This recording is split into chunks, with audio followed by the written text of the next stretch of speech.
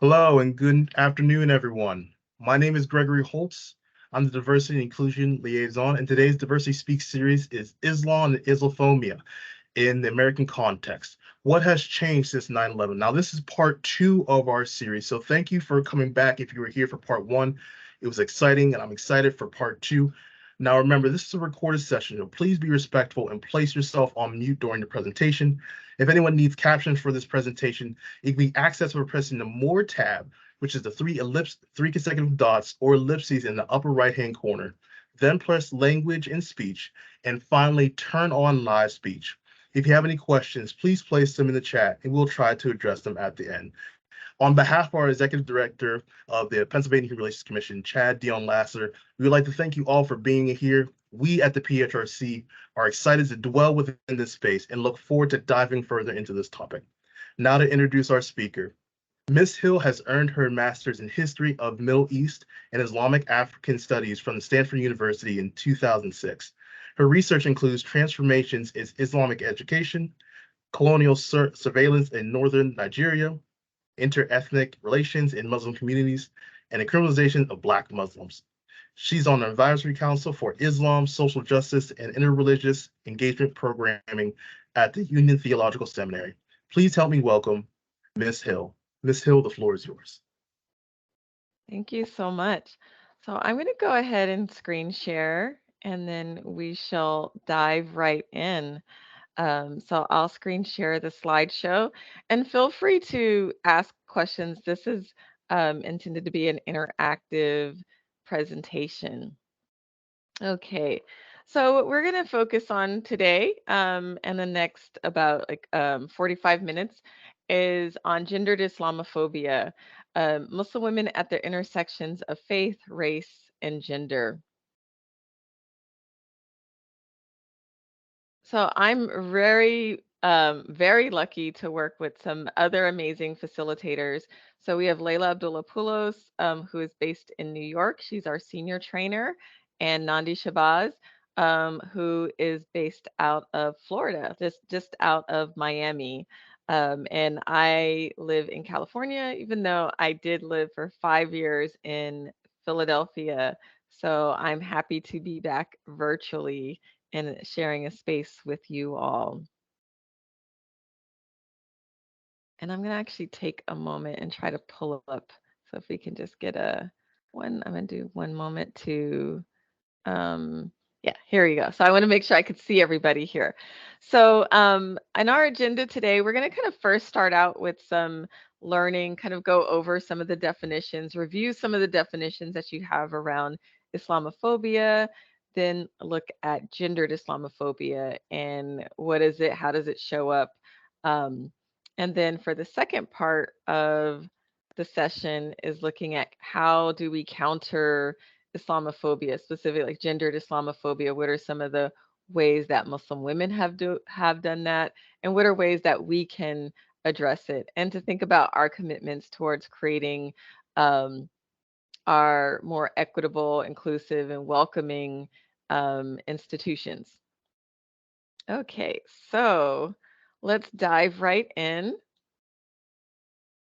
So if you can take a moment and um, open up a browser, and I know like I'm being very biased about Google, so if you use any other search engine, utilize that. But what I want you to do is look through the images section and Google or search Muslim woman. So we want to get you to find images of your search engine. Like, what does your search engine generate when you look up Muslim woman? So if you can take a moment and do that.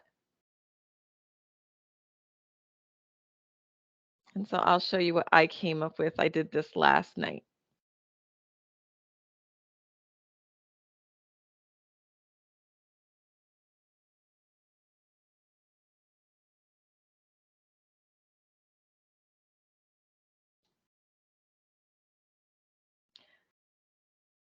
Okay. So raise your hand if you were able to, or signal if you were able to get a search. And if you'd like, I did a screenshot of it, but I would like someone just like look at the images. What do we see here? What does it tell us about Muslim women? in this first search. That they come in all different shades and they wear coverings. I think, yeah, you're seeing a lot of different shades. Like, so that's something that Muslims we pride ourselves on, is like that diversity. And so you're seeing a lot of different, like you're seeing women of color. You're also seeing, but it's a lot of scarves.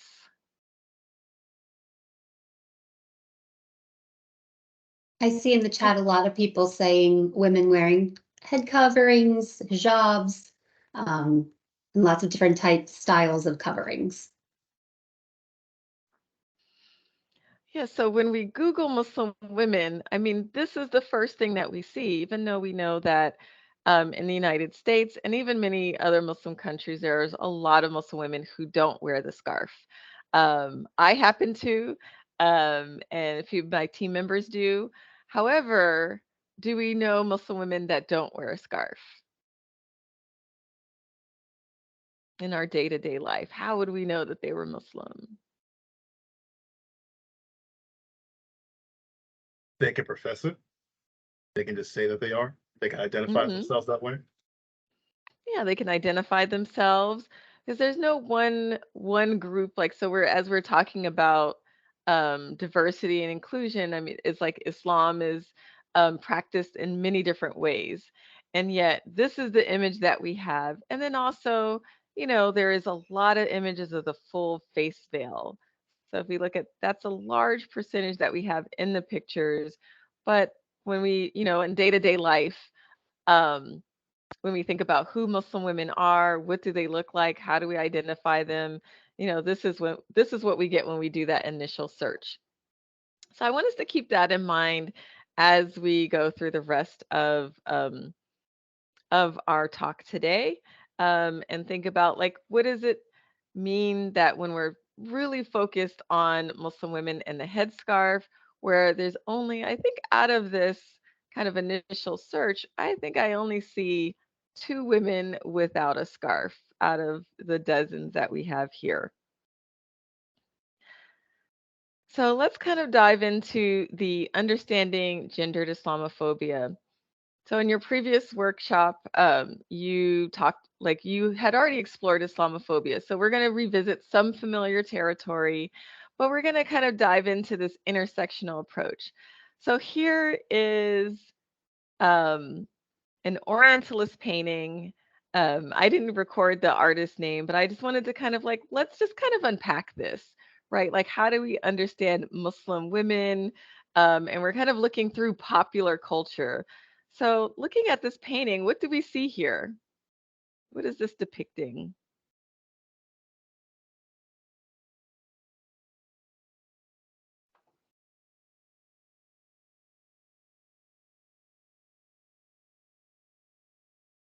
Lots of different colors.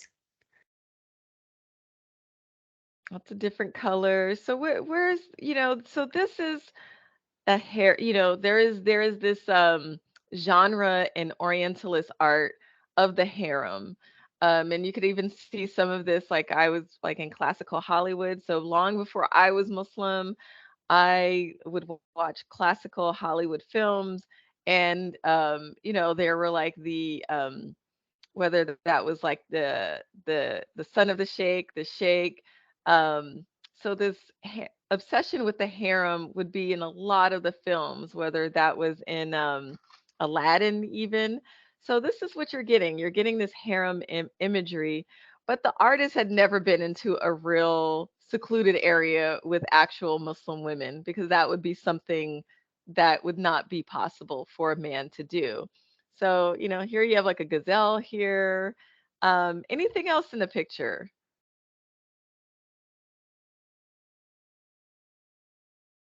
Someone in the chat, Renessa, said many women, some children, some animals in a dwelling.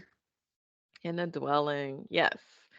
So, and what are we seeing? We're seeing different statuses of people. So we have, it looks like a servant boy. So here we have some actual aspects of race here. There is a Black woman here. But most of the women, if we were going to kind of signify class, like here you have a woman that's lounging, So this is like she's the central subject.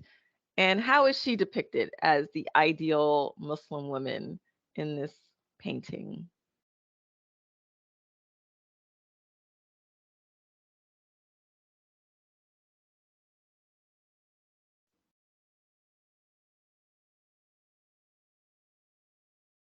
Previously, we saw a fair skin. Yes. Laying about, not doing much, right? So I want us to keep that in mind, right?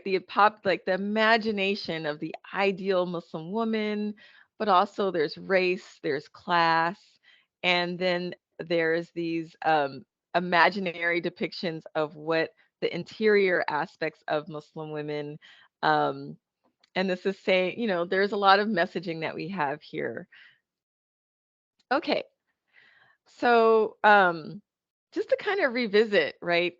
What is your like the working definition that we have for Islamophobia? Oh yes, more silk and beautiful garments, lots of laying about in garments, and they still have their head covered even though they're inside. So that's always like the fun part of the harem genre. Either they're still wearing a scarf or they're fully naked. So we a lot what we're talking about today, it's been used, there's different terms that people have used. So there's anti-Muslim, some people use anti-Muslim bias, anti-Muslim racism, Orientalism, or Islamophobia. And sometimes, there's people that have critiqued Islamophobia because phobia denotes and connotes an irrational fear. But the working definition that we utilize at Muslim Art comes from the Islamophobia Project, with Islamophobia as a contrived fear or prejudice fomented by the existing Eurocentric and Orientalist global power structure. It is directed at a perceived or real Muslim threat through the maintenance and extension of existing disparities in economic, political, social, and cultural relations while rationalizing the necessity to deploy violence as a tool to achieve civilizational rehab of the target communities, Muslim or otherwise. Islamophobia reintroduces and reaffirms a global racial structure through which resource distribution disparities are maintained and extended. So that is like a lot of big words. It's like a mouthful to say, but what we're really going to talk about today is the systemic aspects of gendered Islamophobia. So so this is really about like resources. This is also about power and control.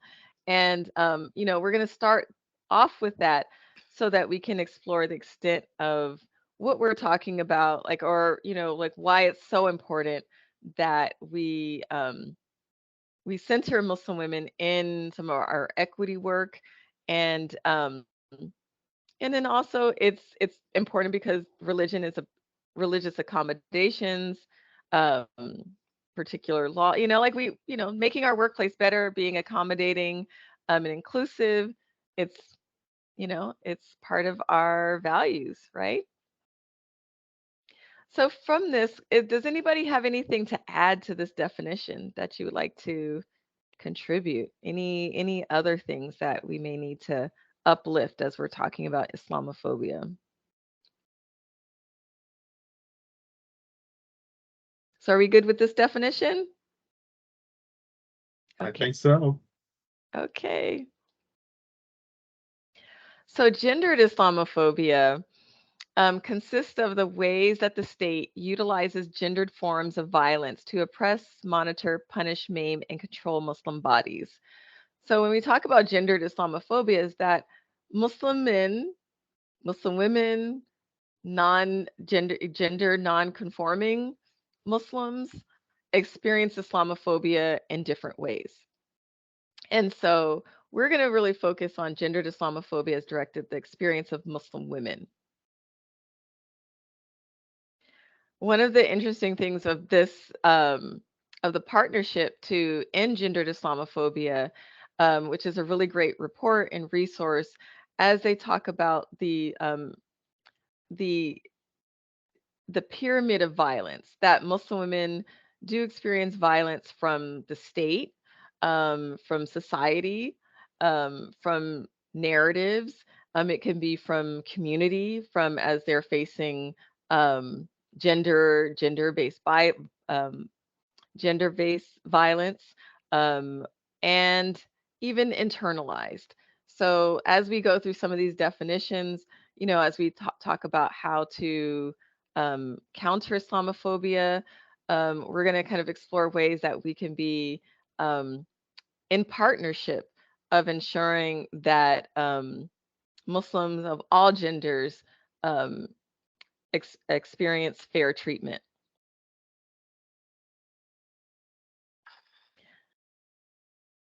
So just so, this may be a review for you all, but we wanted to kind of lay out, some of the aspects of the structural Islamophobia. As we, the structural Islamophobia is the kind of historical systemic aspects. There's multiple players. So that could be from narratives to internalize, and I see a typo. Whew, just caught that.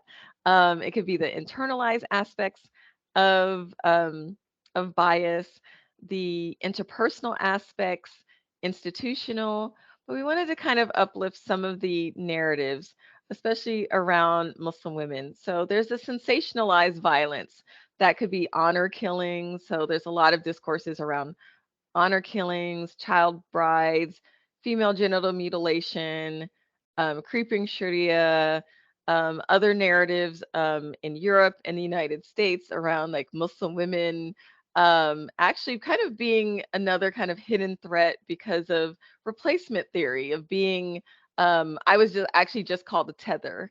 Even though like someone was insisting that I was not African American, but instead I was a tether, which means it's like a kind of discourse, it's a xenophobic discourse out of a movement. So this idea that we're replacing the Europeans or Americans.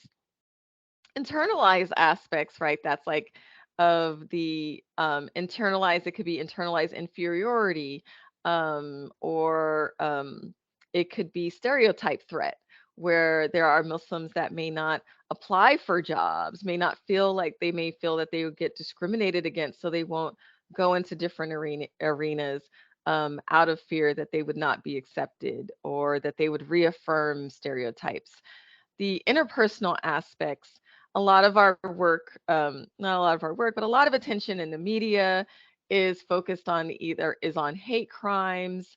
On social media, it's really like around whether that's like offensive jokes or offensive statements. But sometimes the interpersonal aspects of structural Islamophobia can be kind of more subtle. The microaggressions, the social aversions, avoidance of being in community, of socializing with Muslims. And with state, there's policies that have been harmful. So there's domestic policy and foreign policy.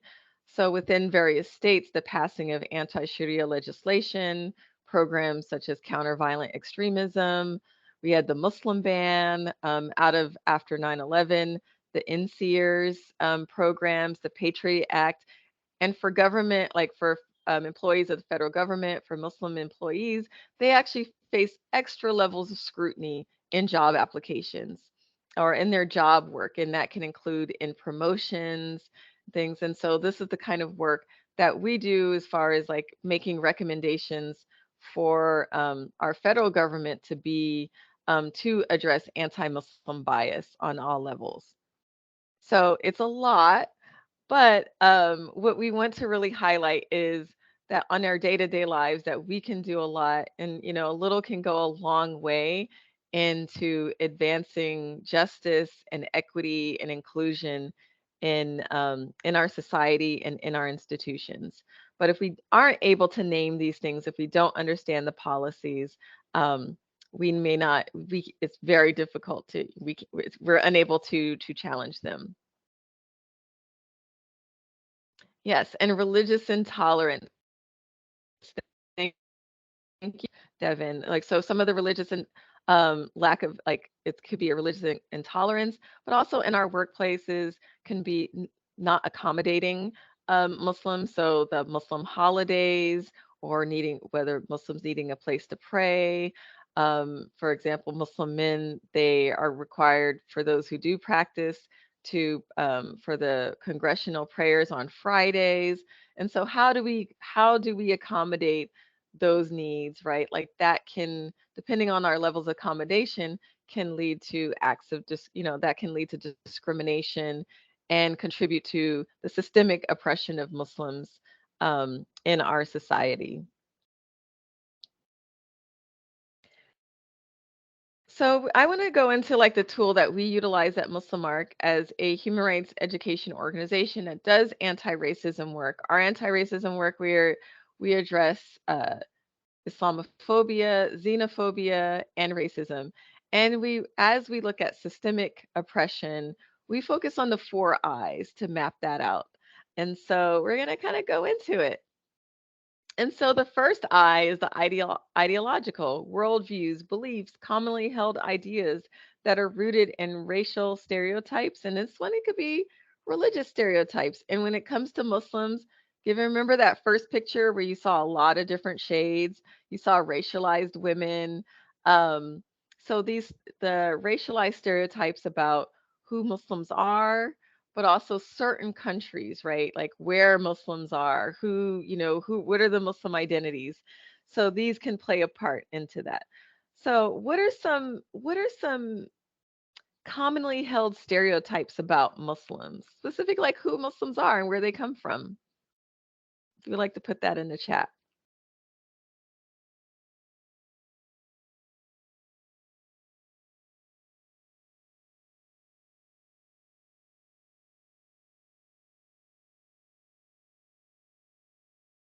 So where do Muslims come from?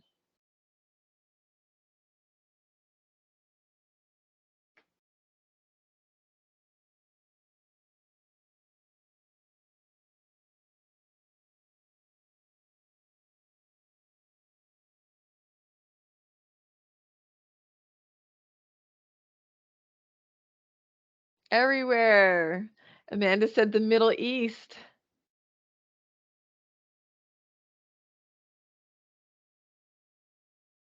And Asia said that the idea that we're all Arab and Middle Eastern. And so what are, like, for example, so let's go into let's do a dive into the idea that there are only Arab, not all are Arab. So for Arab Americans, what is the majority religion of Arab Americans?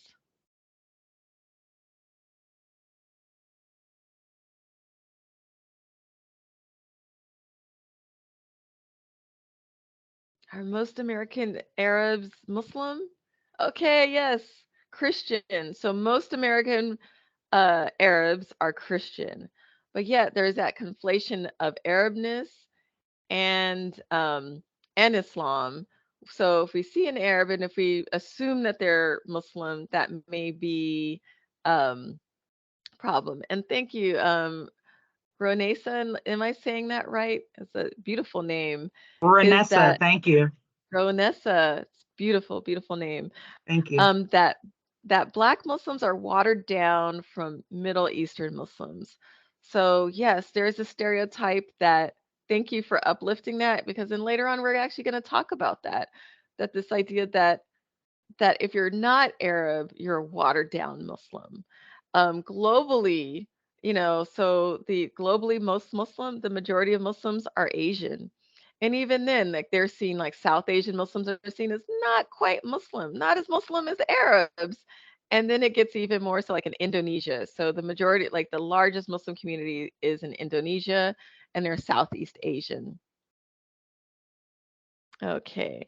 So the racialized aspect, right, that can also lead to the discrimination and different aspects of racism based on who we assume Muslims are.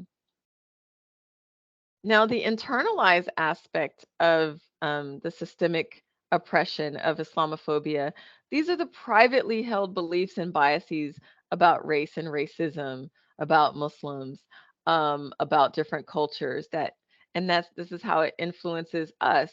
It can manifest as superiority or inferiority. In this day and age right now, we're not, probably if for those from the dominant groups may not feel inferior, but there may be this sense of, hey, we have it better. At least you're not, living in the land of Muslims. I've seen a lot of these. In a lot of the discourses on social media right now, it's pretty heated. So these are private, like internalized, or things you may not articulate. So this is like that bias. It could be explicit. It could be implicit. But they're not out there in the world. But they can absolutely influence our behavior and how we treat other people, which leads to the internalized. So this is when individuals act with others and their personal racial beliefs affect their public interactions. And finally, the institutional is the unfair policies and discriminatory practices that routinely reproduce racially inequitable outcomes for people of color and advantages white people. So when we're thinking about this systemic mapping along the 4 eyes of racism, this also plays in, like we can do this mapping for any form of, whether that's gender discrimination, for on heterosexism, for class, and in this terms of understanding Islamophobia as systemic, we can do the same thing. So worldviews that are commonly held stereotypes about Muslims, privately held beliefs and biases about Muslims, how we treat Muslims, and then also how our policies, practices, and institutional cultures reproduce inequities that affect Muslims. And so what we're finding is that in studies that they're showing that across the board that Muslims are experiencing disparities, whether that's in healthcare, in immigration, in housing, in education, and in workplace employment. The Institute of Social Policy and Understanding, which they conduct regular research. And one of the things, the polls that they do is called the Islamophobia Index. And so they poll people of all faiths. And so they have, to understand Islamophobia, they tied kind of 5 commonly held beliefs about Muslims that are tied to actual policies that impacted Muslims. And so for the first one is that there is this belief, that a commonly held belief, that most Muslims living in the United States are more prone to violence than others. The second one, Muslims live in the United States discriminate against women. So this is Muslims in the United States discriminating. Muslims living in the United States are hostile to the United States. So that's another trope that's tied to policies. 4, Muslims living in the United States are less civilized than other people. And then the 5th one is Muslims living in the United States are partially responsible for acts of violence carried out by other Muslims. What's interesting about this Islamophobia index is that for the most part, Muslims tend to have a higher range of, like they also internalize these beliefs. Okay, I think something's happening with the share. Are you still able to see my screen? Yes. Okay, good. I'm in a seat with with Laura, our interpreter, so it's really nice. Okay. So as we kind of think through this kind of systemic oppression of Muslims and on our kind of general mapping, um, and I hope that you utilize this tool for anything as we kind of interrogate. If you hear a joke and you're like, wait, is this joke okay? Is this joke going to harm a community? Think about like the implications of what that person is saying. And is that a stereotype? Does that kind of support, does that connect actually impact the bias that somebody has, or even the acceptability of that individual's treatment? So for this, when we kind of map out the systemic oppression of Muslims, and I'm going to kind of go through all of them, is like this idea of like the ideological aspect.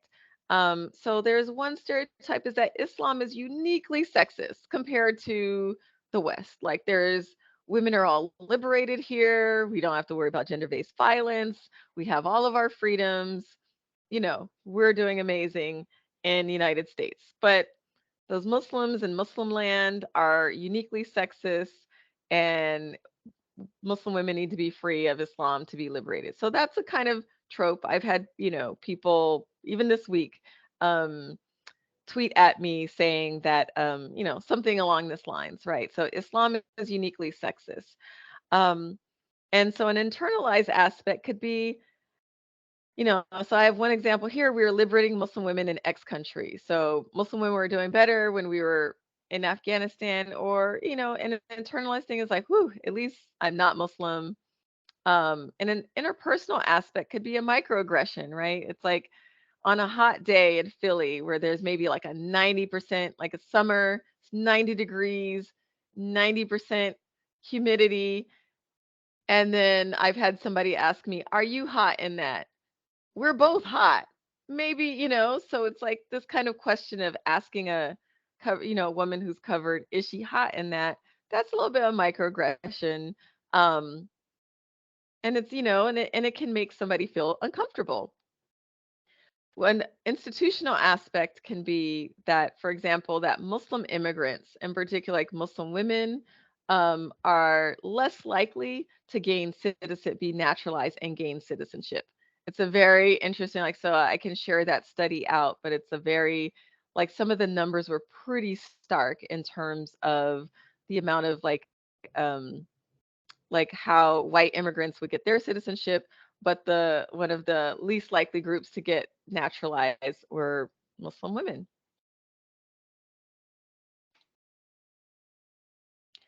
Some kind of common anti-Muslim tropes that just kind of distill down a little, into something a little similar to the ISPU is that this idea that Muslims are irrational.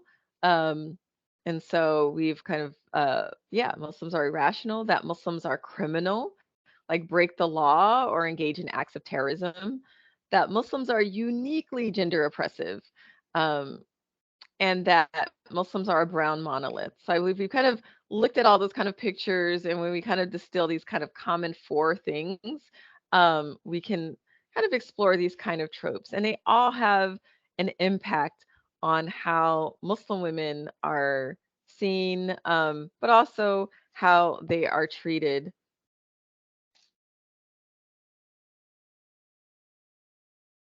Thank you. And for uplifting. It's important to understand the nuances between religion and culture in all regions of the world.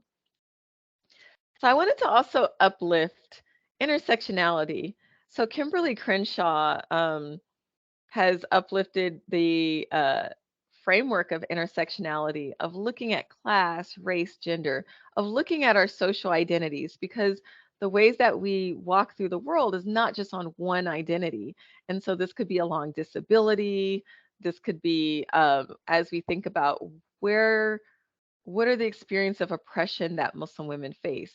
So South Asian Muslim women will experience Islamophobia in a particular way. But if we intersect that along the lines of class, right? So they may experience other, like the main brunt of whether state violence or discrimination in medical practice. It's important to think about legal status. So there's things that can make someone more vulnerable, and in different contexts, different aspects of our identities can be targeted. So this is why it's very important that we unpack that kind of brown monolith, that we look at class, race, and gender and think about the particular vulnerabilities that Muslim women may face in the workplace, in public spaces, in our institutions of higher learning, in government agencies, and law enforcement. And so I wanted us to bring back to the harem, because I think this is important for us to think about that, because to think about the intersections of race and the popular imagination. So these are images of Muslim women as generated by the West. And mind you, like, these are the images and the narratives that are things that we've inherited and that shape how we treat people. So from that first image to this, can, maybe we kind of look at this. What are some common things we're seeing here?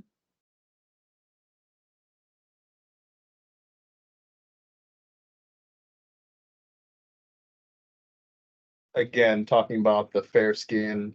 And then there's black men kind of procuring, it looks like. Yeah, so you see, so you have like the black servitude. So in all of this, so in all these pictures is like assume like these are all Muslim women, even though like with some of the harem literature they will include eunuchs. But I believe this in the bathhouse, these are all like there's like women or like somehow like they're kind of desexualized, um, like black people. So I, because this one I wasn't sure for the whiskey. So it's like here you have an image of a bathhouse, but they're selling whiskey. I thought that was interesting. So I couldn't resist sharing it. And here you have a black Muslim woman in servitude.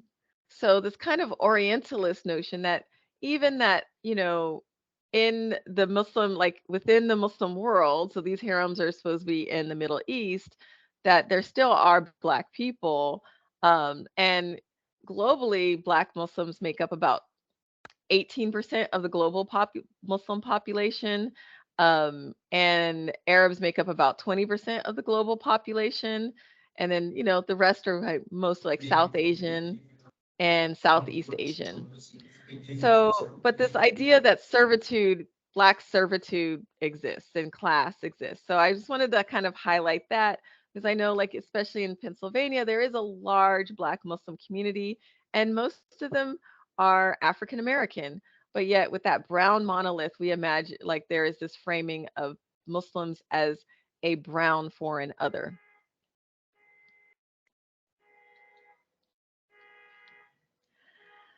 So Delise Mugabo actually writes has written some really great work on anti-Black Islamophobia. And this is like some of my work has come out of like researching the criminalization of Black Muslims and how that intersects with gender. And so what Delise had wrote is that in many ways, because so much of the discourse on Islamophobia centers around the bodies of non-Black Muslim women, I could not be Muslim because I'm Black, but also because I'm a Black woman. The Arab, Asian, and Persian femininity that Islamophobes and their counterparts swear to defend and promote is the same femininity that Black women have not possessed ever since slavery.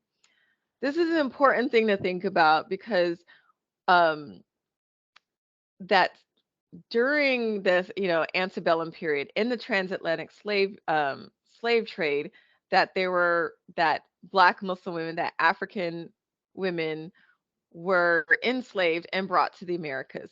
They weren't able to reproduce and create communities. Most of the African American communities come from convert communities in the 20th century.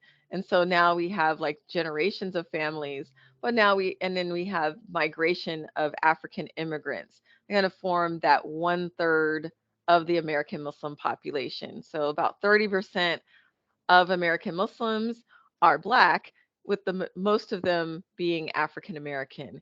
And yet, this idea of like like Muslim women being saved, it doesn't apply completely evenly, especially if they're seen as like not real Muslims.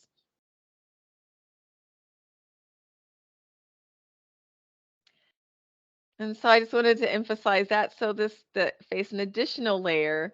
And going back to that, whether the racial disparities can intersect with the religious discrimination. So that's something for us to keep in mind that it's that gendered Islamophobia is experienced in multiple ways, and that we can unpack that and map that, and that there's increasing statistics to show those racialized disparities in terms of poverty, jobs, and treatment. But overall, like we can see, there is still like levels of discrimination, particularly around the headscarf, religious accommodations, but even, whether that's names, like I have an Anglo name, which would get me in the door before Google, so before social media, I could get into the door. People did not know either my race or religious background. So I want us to kind of go to, oh yes, thank you. The Ottoman decor, right? So one of the great things about the Orientalist paintings is like there's no they're the architecture and even some of the costumes make no sense sometimes. Like they'll just like merge them all together. And the buildings, like it's just like there's no room. Nobody has a house that looks like that. So enjoy looking at those Orientalist paintings and just know that they do not reflect any reality of the Ottoman harems. I actually studied the Ottoman Empire, and many of the even in the Sultan's harem, those women were working. They were producing textiles. Like they weren't just sitting there eating bonbons and pistachios and pomegranates. Like they were actually productive. And people they created like there was one book that actually talked about their highly prized textiles that they would create, like embroideries and things. So let's kind of go through like, so I talked about this kind of broad-based discrimination, but like name a Muslim woman and how do you know them? So if you could put that in the chat, like who's a Muslim woman that you may know?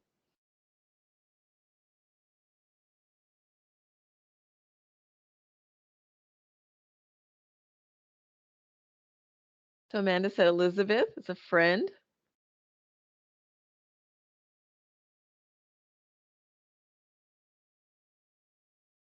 Malika's mom birthed her.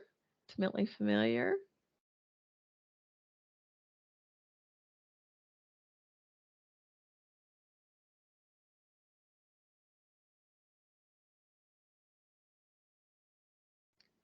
So what about on TV? So what about on television? So you may not know one personally, but name a person, like like if you're gonna think of American Muslim woman, top of my head, who's a famous American Muslim woman? We have Betty Shabazz. We have in-laws. Maybe AOC, Linda Sarsour, Rashida Tlaib.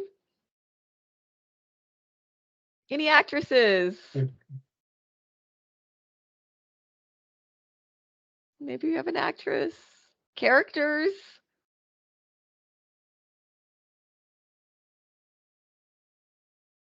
Any Marvel fans?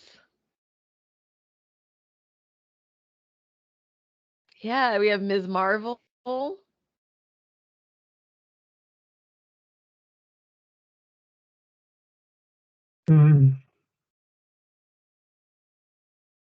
Yeah, I'm trying to think the characters really. I just know it's Ms. Marvel. It's like I'm really bad with names. My partner.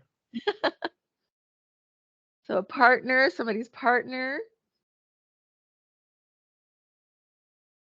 Oh, I forgot my mic was off. Sorry. So we have so whether we get to know someone on TV, we may know some personally, some political people. So Iman Villani, yeah. So we got to meet a nice like Muslim teen and get to know her life.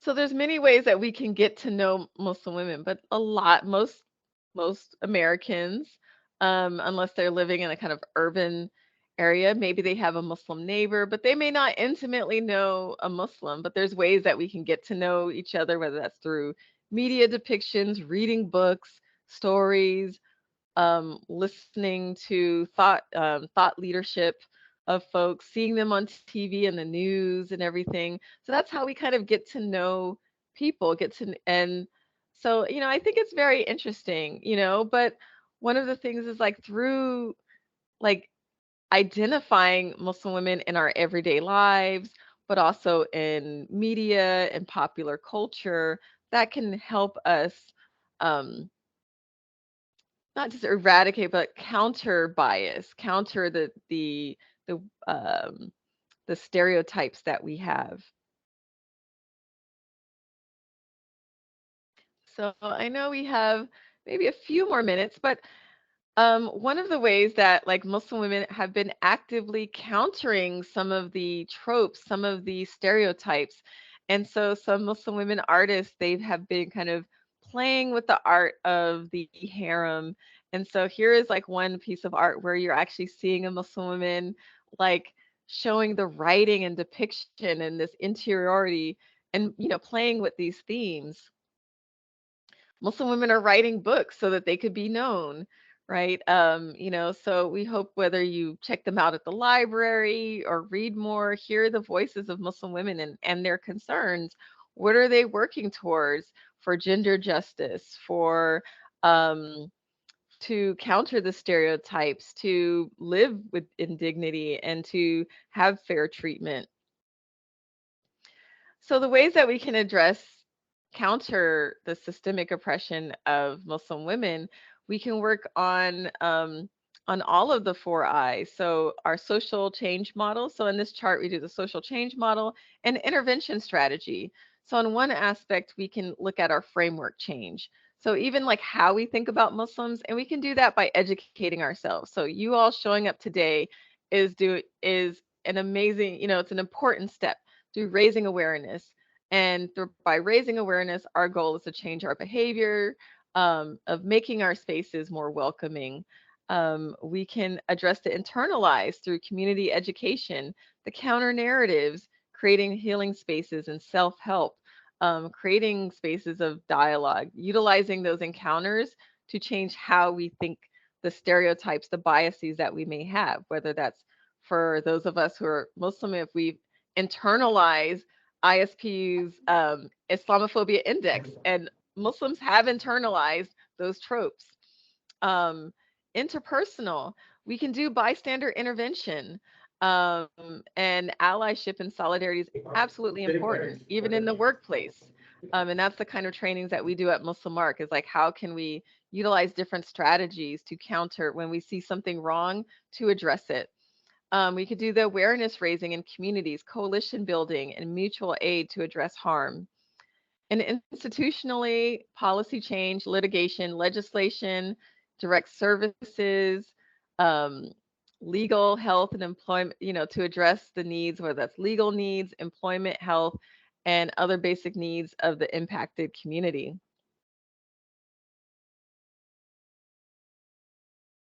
So I will wrap, because we do, like, our interpreter has to leave, but upstander intervention is absolutely like of us thinking about the ways that we can be upstanders when we see harm, and which is like recognition that there's a harm, assessing our safety, looking at intervention strategies, and support targeted communities.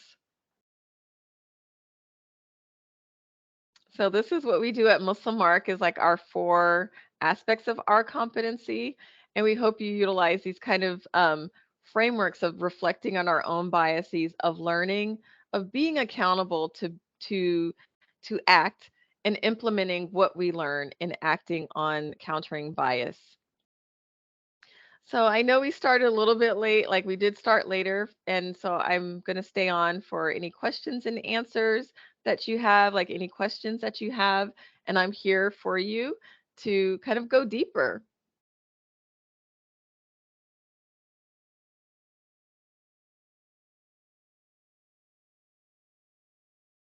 Good afternoon, Marjorie. This is Renessa Edwards. Hi, Renessa. I appreciate your time and willingness to discuss, Muslim women and intersections of faith and race and gender. I wanted to expand a little bit more about like the stereotypes when it comes to Black Muslims versus, not versus, but it seems as though it's like that, versus, I guess, real quote unquote Muslims. Like, where does that come from? And does Islam teach the origin of all people, to include Black folks as the original people? Like, how did we get to, colorism within Islamic community when they're so tied to the origins of, you know what I mean? Like, where did that come from? That is so good. So, so just for the, just to kind of go do that kind of deep dive. So in the 7th century Arabia, it was a very diverse community, like it's a very diverse society. And that there there are definitely overlaps. So within Arabia in the 7th century, there were Black Arabs, but there were also Abyssinians. So previously there had been a war right before Muhammad was born. Um, and Abyssinia had actually invaded the Arabian Peninsula and almost like conquered it almost all the way up to Mecca. So it was like kind of a colony in some ways, but so there was some type of animus towards Abyssinians in some ways, but not with this assumed inferiority of that. So there were absolutely during the time of Muhammad, there were absolutely like one of the greatest figures in Islam is Bilal, who came up with the call to prayer. And he's considered one of the most honorable figures. So there within the Muslim faith or the Islamic tradition, there is no distinction between an Arab and a non-Arab or skin tone or like those layers. Like, and in fact, the Prophet's last sermon is like where he does say a white is not better than a black, and a black is not better than a white, and an Arab is not better than a non-Arab. And or so these are kind of things that are like the kind of anti-racism ethos is like embedded in that. And so that's early on there was always African and Black Muslims. Like, so there is Black Arabs, but there is also within the African continent since the beginning that there were Muslims who are Black. Right.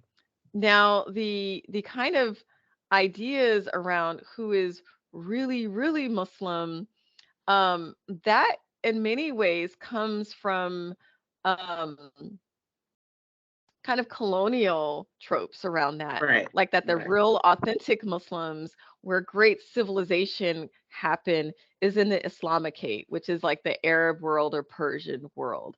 And so out of that, like, and especially around during high colonialism, when finally when France and Great Britain was able to go into sub-Saharan Africa, they developed these kind of narratives around African Black Muslims, and we're saying like, oh no, like there's Islam noir, like there's Black Islam, Right. African Islam, which is not the real Islam, because there, in every Muslim tradition, and I've been in different countries, there are a mixture of indigenous practices and things, Sure. and so, but they wouldn't question the same thing for like, oh, were Turkish Muslims real Muslims, even though they didn't speak Arabic? No, they were seeing the Right. Ottomans were real Muslims, but Africans in some ways. So the racism, like that made it like, I think so. It really, that idea of they're not being real authentic Muslims.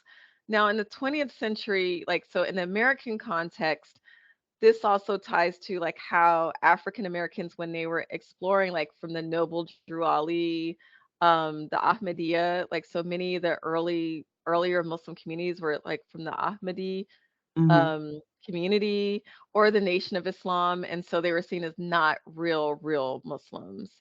And Mm. so, and that continues even as there are Orthodox, Shia, Nation of, like there's all these kind of varieties of Black Muslims, and many Black Muslims also, especially like since, I would also say that since the antebellum period, and if you like that, African Muslims who were enslaved, they actually, several of them would actually go back. Like if they were emancipated, they would Mhm. go back to Africa too. Right. So it's a very there's this long, rich history, but this idea that they're not real Muslims, it's really kind of a that is like, I think, late in the game, because the original depiction of Muslims in Europe, especially like when Muslims were in like the Moors in Spain, they were Mhm. absolutely depicted as Black. Right. So it's like it's a That's why very interesting. it perplexes me that somehow the colonialism, I guess, infiltrates such a strong, rich, rooted religion. It's and I'm not by any means a scholar of Islam. I just know that there are certain religions that have, I guess, less books tied to the source than others, right? So Mhm. I just feel like how in Islam, I guess every society is, plagued with dealing with the powers that be, or the colonist, or the, you know, colorism, racism, all the things that plague all of the assets or the facets of society is what I'm trying to say. It's just interesting. And internalized it. So there's some of those Orientalist paintings with the servants. Like I've seen those actually become the packaging for products to, Right. for like skin bleaching, so they'll show them Right. lounging, Right.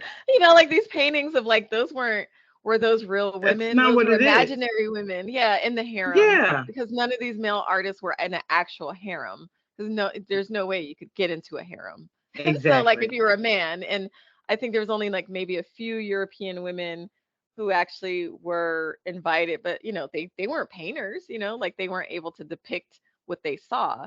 Right. So but we can internalize those things of like, oh, this is the ideal Muslim woman, even though when we're looking at statistics wise, that yes, like there are obviously, like there's European Muslims, like there's Bosnian, there's Eastern European, there's Muslims who convert, Euro Americans who embrace Islam.